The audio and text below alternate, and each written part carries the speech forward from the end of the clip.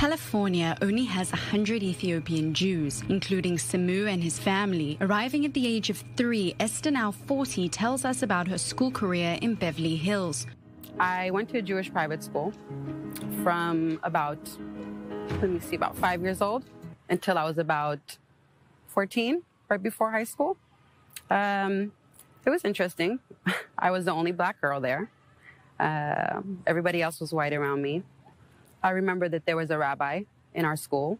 Actually, he was a substitute teacher, and he came for the day. And I remember coming back from recess, and he stopped me in front of everybody, and he said, "Stop, what are you doing here?" And being an 8-year-old or 7-year-old, I think during that time, what would somebody answer? Of course, I go to school here. And he said, "Well, you're not supposed to be here." And I said, "Why?" And he said, "Because you're black."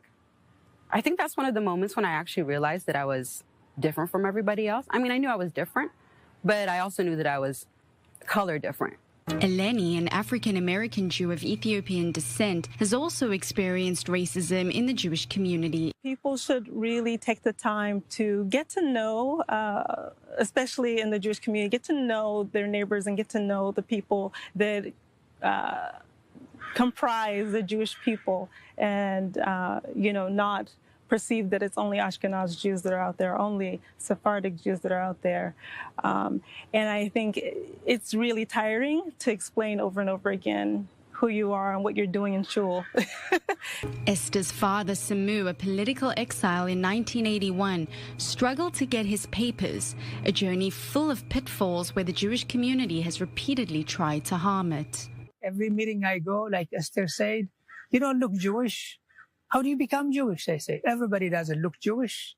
Everybody looks like where they come from. Elisheva Rishon, a Brooklyn Jew and African-American, moved to Los Angeles and launched a clothing brand inspired by her story.